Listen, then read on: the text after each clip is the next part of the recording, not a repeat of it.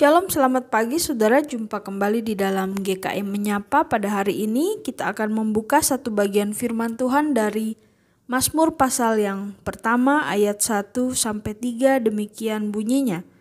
Berbahagialah orang yang tidak berjalan menurut nasihat orang fasik, yang tidak berdiri di jalan orang berdosa, dan yang tidak duduk dalam kumpulan pencemooh.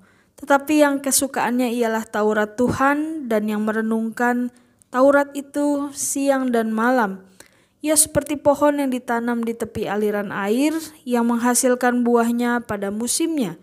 Dan yang tidak layu daunnya, apa saja yang diperbuatnya berhasil.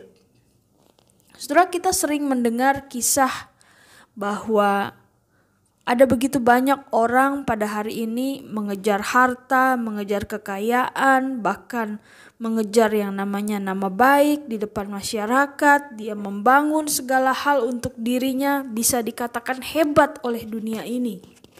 Tetapi tidak jarang juga saudara kita mendengar kisah orang-orang yang hebat, diakui di dunia, hartanya banyak, jabatannya bagus, tetapi hidupnya berakhir dengan apa?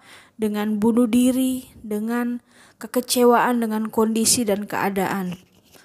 Saudara, kalau kita melihat kisah-kisah seperti itu, lalu sebenarnya apa yang seharusnya dicapai manusia di dalam kehidupannya?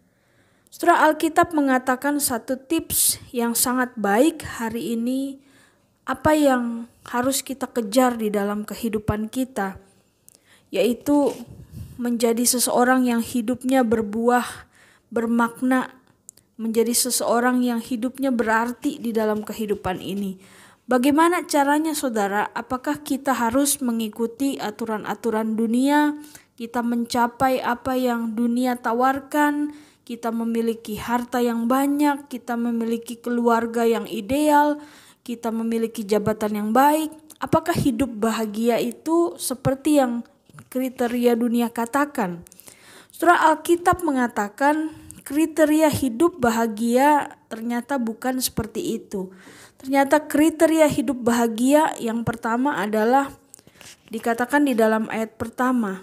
Orang yang hidupnya berbahagia itu adalah orang yang tidak berjalan menurut nasihat orang fasik, yang tidak berdiri di jalan orang berdosa, dan yang tidak duduk dalam kumpulan pencemooh. Saudara, kita seringkali berpikir mungkin, kenapa saya harus hidup kudus? Kenapa saya harus hidup jujur? Kenapa saya harus menjauhi dunia yang rusak? Padahal apa yang ditawarkan dunia itu begitu menarik. Kenapa saya harus menjauhi itu semua? Saudara, firman Tuhan mengatakan bahwa kalau orang mau bahagia, dia harus meninggalkan hidupnya yang berdosa.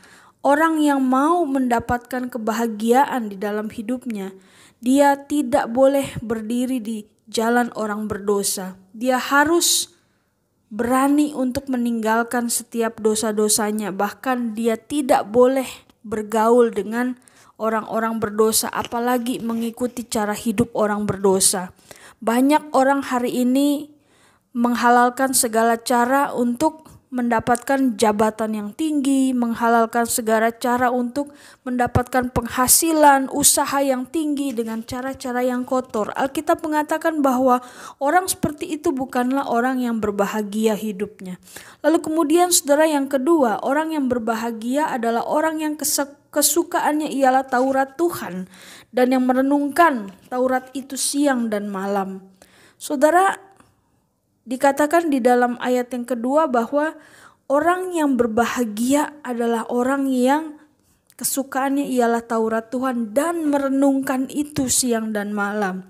Saudara, arti kata merenungkan Taurat itu siang dan malam bukan berarti siang malam saudara tidak mengerjakan apapun, hanya membaca Taurat. Bukan seperti itu, tetapi dikatakan merenungkan Taurat siang dan malam artinya saudara mengunyah firman Tuhan itu dengan baik. Saudara membaca, saudara mempelajari, bahkan saudara hidup intim dengan Tuhan. Itu yang dikatakan merenungkan Taurat siang dan malam. Saudara, firman Tuhan mengatakan bahwa orang yang hidupnya menjauhi dosa, menjauhi kumpulan-kumpulan yang tidak baik, bahkan orang yang hidupnya suka akan kebenaran firman Tuhan, dikatakan ia hidupnya itu seperti pohon yang ditanam di tepi aliran air. Saudara tahu, pohon yang ditanam di tepi aliran air, dia akan mendapat asupan yang bagus, dia akan menjadi subur, dia akan menjadi sehat. Kalau pohon yang sehat, pasti dia akan menghasilkan buah yang sehat. Buah itu bisa dinikmati oleh orang lain. Nah, saudara, pilihannya kepada kita adalah apakah kita mau menjadi hidup yang berbuah seperti pohon yang sehat? Kalau kita mau hidup seperti itu, mari saudara ikuti tips firman Tuhan hari ini. Kita tidak berjalan di dalam kumpulan orang-orang yang tidak baik. Kita meninggalkan dosa kita dan kita mencintai firman Tuhan. Amin.